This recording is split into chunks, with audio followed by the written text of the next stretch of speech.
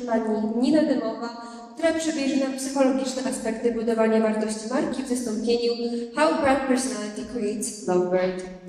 And you can present, Nina.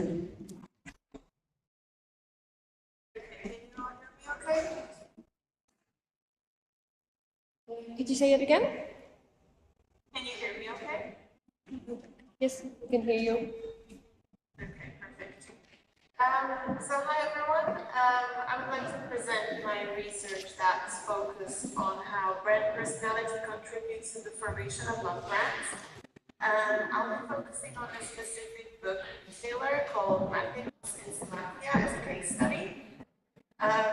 Just to introduce Maximus a little bit, it won essentially the KPMG Customer Experience Excellence Prize 7 times in a row. It essentially is the only bookstore that has ever done so, and the only brand in Slovakia that's ever kept 7 years in the first place.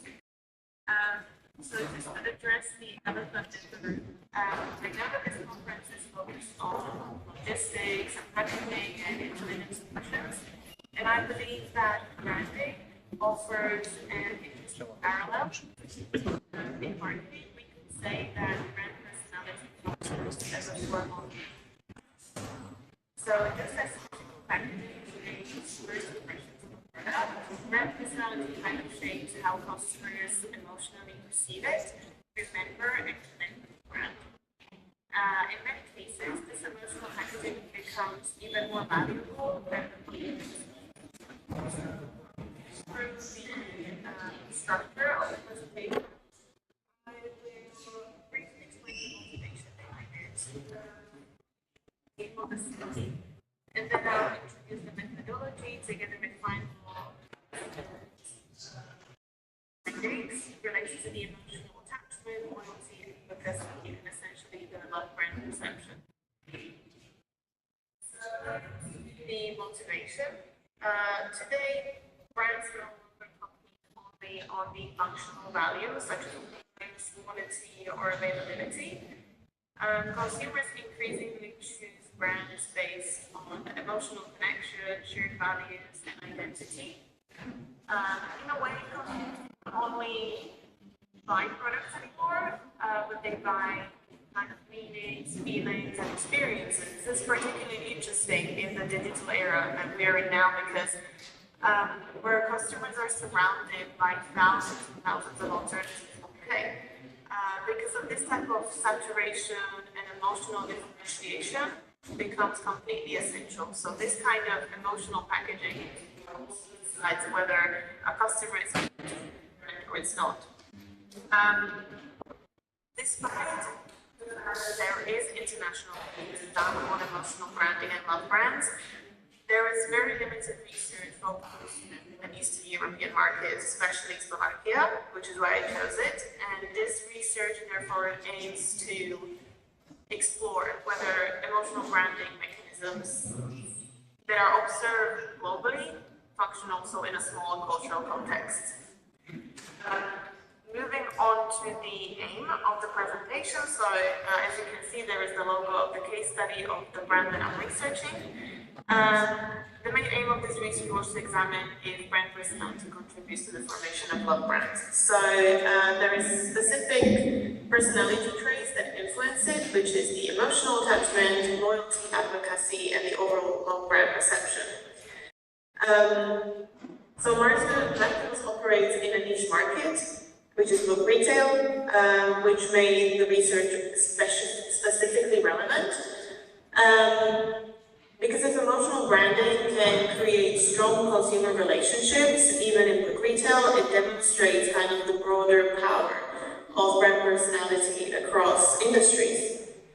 Moving on to the next slide, we have the methodology that was used. So qualitative methods were used essentially compared to the quantitative, and that was because emotional attachment and consumer brand relationships are highly subjective and they're an experience-based phenomena. So it was necessary to kind of deep dive into the feelings and emotions and kind of the psyche of the consumers. So semi-structured interviews were used throughout with the customers, and then an interview with the CMO, the Chief Marketing Officer. Then there was done a content analysis of communication materials such as podcasts, campaigns, social media, and website communication. And then a thematic analysis was used to identify recurring patterns that were related to emotional attachment. Thanks to this approach, I was able to do the comparison between how the brand intentionally communicates its personality and how the consumers actually see it and perceive it. When we go to the results, I want to introduce the consumer relationship journey that kind of occurred while I was doing the research. So one of the most important findings was that emotional customer relationships follow a certain visual progression, as you can see. The process started with perceived brand personality, such as authenticity, creativity, and intellectual competence.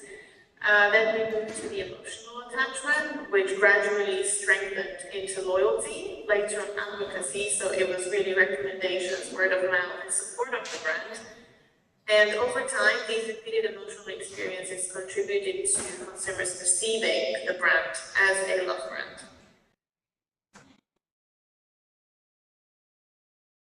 Another finding was essentially the brand personality traits map, which showed 3 dominant personality dimensions.